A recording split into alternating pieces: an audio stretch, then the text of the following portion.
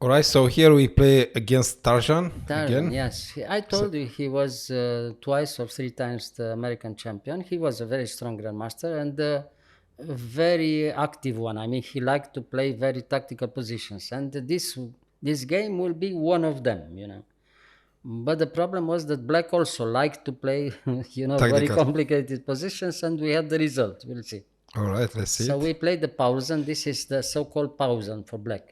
This line with e6 and a6, and the queen in c7. This is very good line. Is not as dangerous as the Niger, for instance, for black. Black has not such tactical traps in any position like in the Niger. This is more or less a little bit more quiet for black.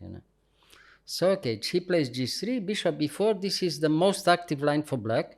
Instead of this, black can usually place knight f6, d6, bishop e7. This is the normal line. So bishop b4 is a little bit more provocative. Now, if white plays immediately queen d3, after knight c6, black equalizes immediately, in my opinion. There's no danger at all. So he played back the knight f6, bishop g2. And now again, very important move, the bishop back to e7. This order of move is very important because if you castle, for instance, quickly, Yes. instead of bishop, here castle, no? Yeah. Now, after bishop f4, white is clearly better. Why? Because the bishop now in b4 is a little bit too far. If you play the move d6, after castle and a3, he has the same position, but you have to give up the bishop or have the bishop a little bit too far. If you play e5 instead, then the advantage for white is almost decisive after bishop g5. Because if he has control on d5, the square d5 is very dangerous for black. Oh, So okay. therefore, the bishop e7 is the best move.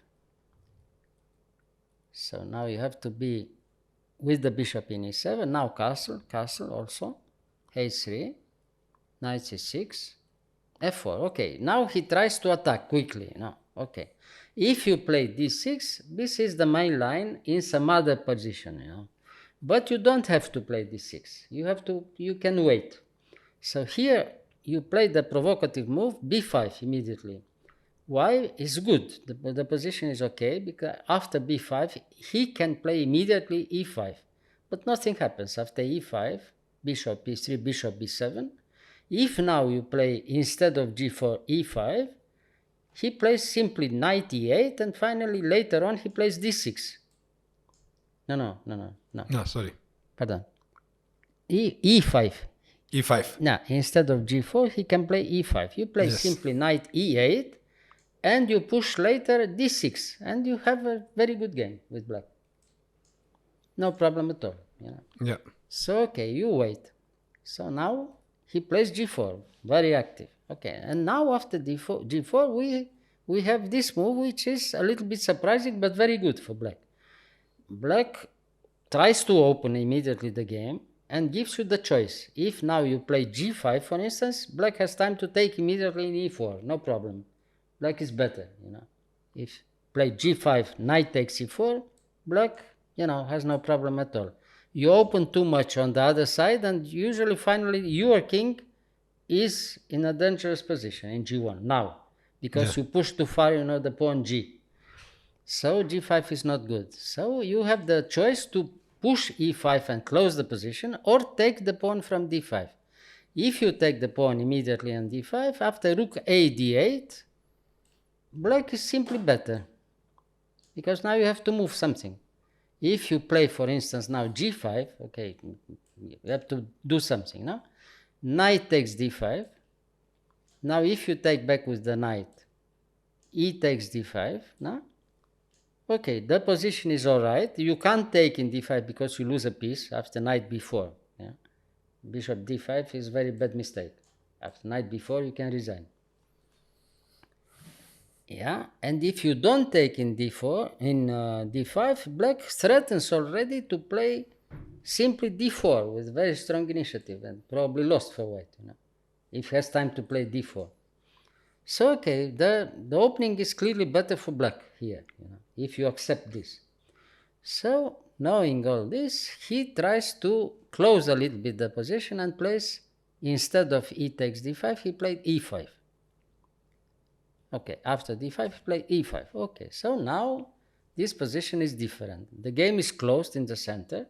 He played already the move g4, but he doesn't threaten anything. The move g4, if we move the knight to d7, like in our game, the move g4 is for nothing. I mean, it is a small weakness for white, So everything is clear. Black has a good game immediately after the opening. He controls the center, and he has his counterplay, like in any Sicilian, on the queen side. And we'll see Black has a better game already. So knight d4. Now he controls the center, and he wants to have a piece in d4 to have a safe position in the central squares. So now he took, and before knight e2, of course, a5. We open the lines. We threaten already to have a better game with the simple move bishop b7 to a6. We change the diagonal, from a6. Yeah. So okay, now the threat will be on the c pawn, and we try to put a piece on e4. We come later on with the knight c5 in e4, and we have a better position.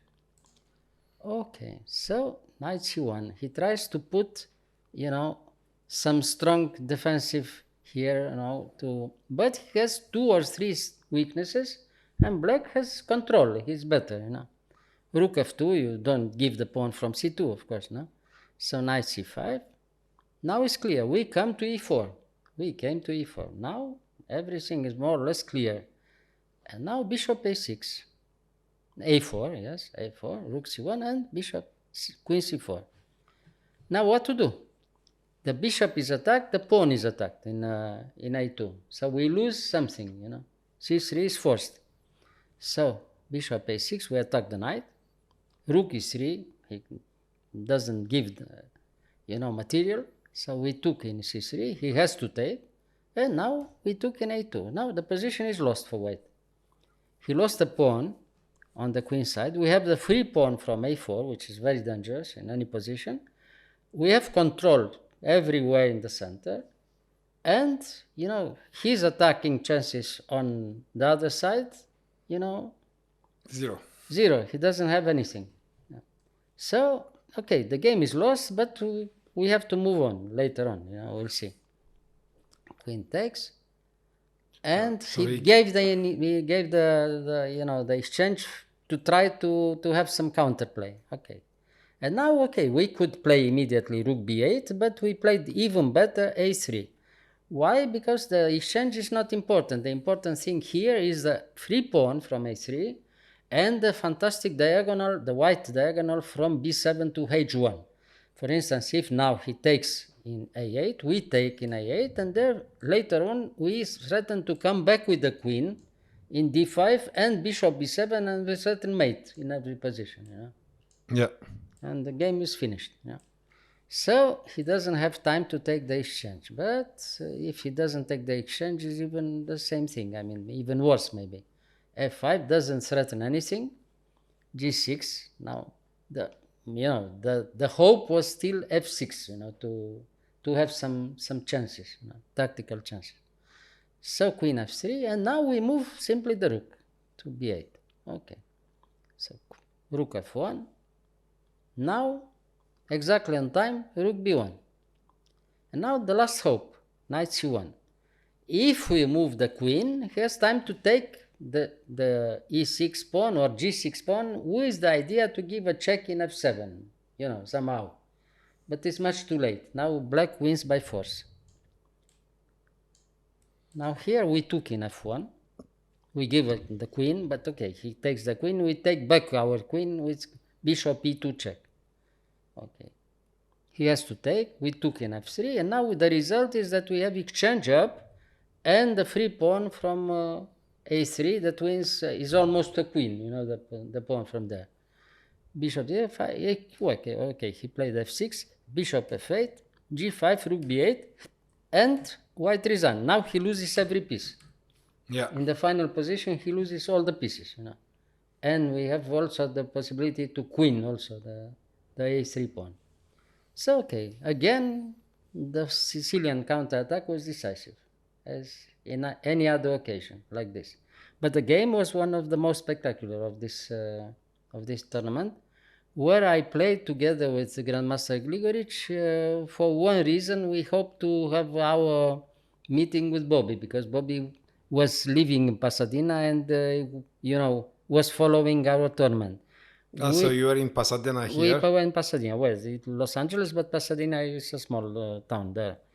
And we talked with Bobby on phone. We tried to have a meeting with him, and because he was afraid to come to the central club of Pasadena where we played the tournament, because he was thinking that a lot of photographs and journalists will be there, following him. Yes. And he didn't like the idea. Finally, we didn't meet. We spoke only on phone, and we have to leave without our meeting with Bobby. And finally, that was our final talk with Bobby on phone. Oh, really? Later on, I couldn't meet him anymore. But the who last called time, him? You call you or Grigor? both, Both? yes, we have both a very good relationship with him, and therefore we played the championship. In And finally, our last meeting, Bobby and myself, was in Manila in '73. But he was already Grandmaster, and I mean world champion. Yes. World champion. We had a small interview there, and it was very nice, very pleasant, and so. But it was the last time that we met. Unfortunately. He moved for a long time in Philippines. He lived a long He time, lived right? later on, Not in '73. not in Later on. '73. No, some years after their match with Spassky, the revenge match from The second '92. match. Yeah, they had these political problems with the American Chess Federation, and therefore he had to move all around the world. Until he had these last years in Iceland and at the end. Yes. At the end, yeah. Well, it was sad, but it happened like this. Yeah. All right, Mr. Gheorghiu. Thank you You're for welcome. the analysis. You're welcome.